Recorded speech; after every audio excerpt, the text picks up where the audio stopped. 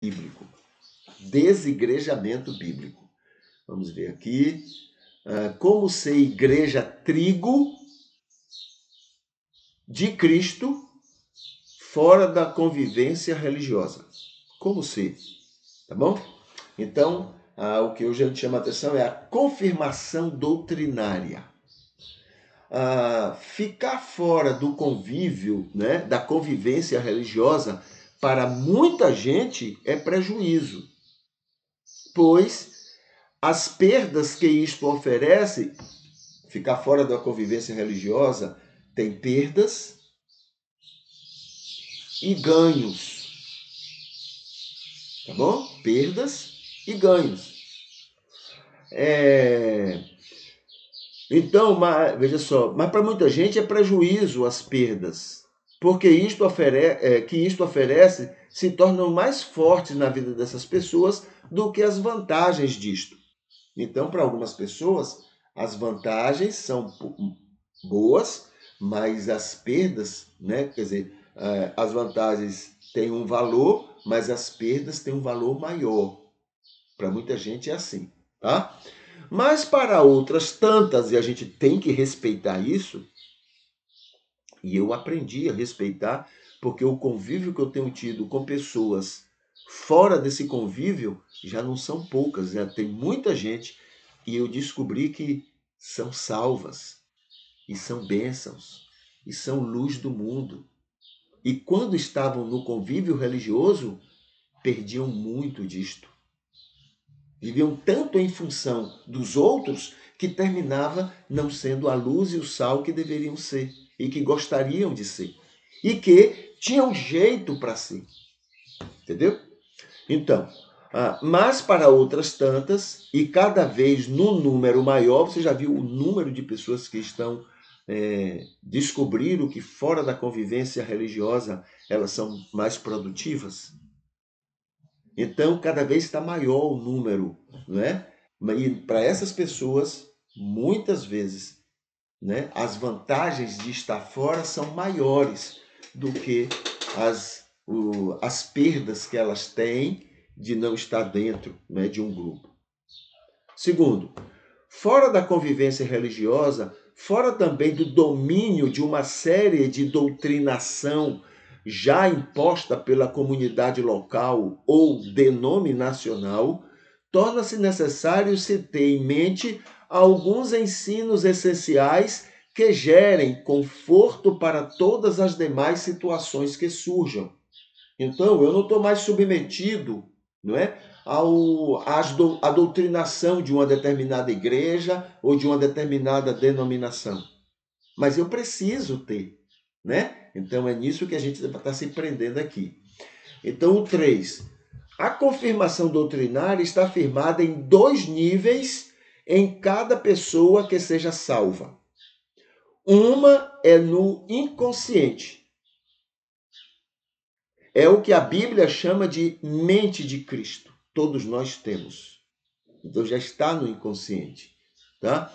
É o que ela também afirma que o Senhor planta, não é, seu temor no coração de todo salvo. A Bíblia diz isso. É Deus que planta o temor dele em nós. E não precisa de ninguém ajudar nisso.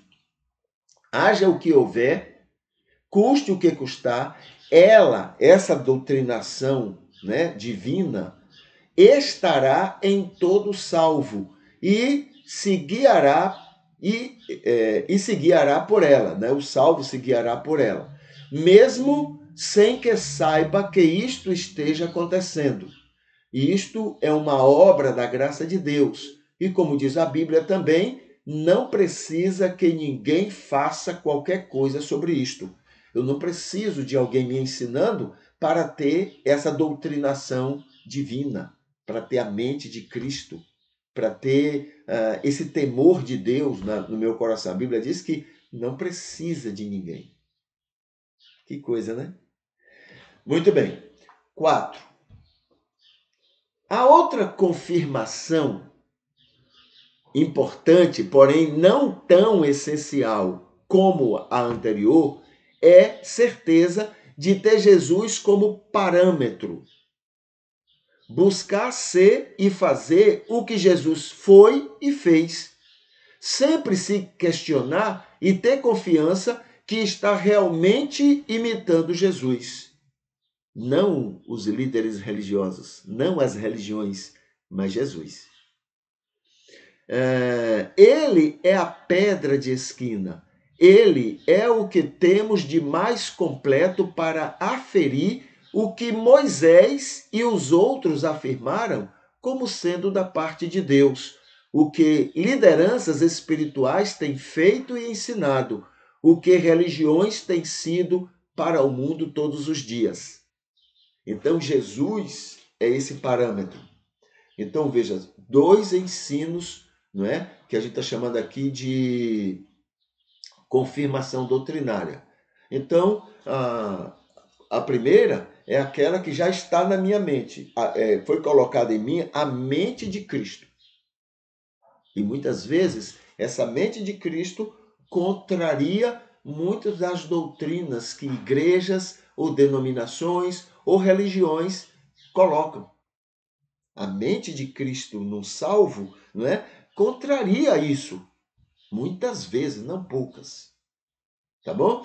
A outra coisa dentro desse mesmo, né, dessa primeira maneira, é o que Deus planta na minha vida, no meu coração, né, de temor a Ele. Então, essa é a primeira doutrinação que eu devo entender que existe. Tá bom? Então, se você for um salvo e você for morar lá no deserto, você vai ser um salvo lá.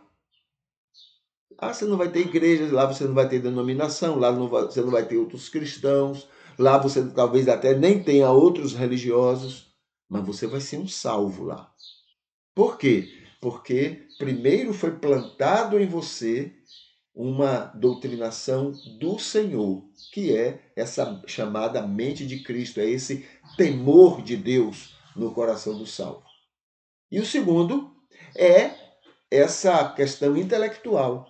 É quando eu coloco o seguinte: além disso que já está em mim, eu vou me guiar por uma orientação só uma.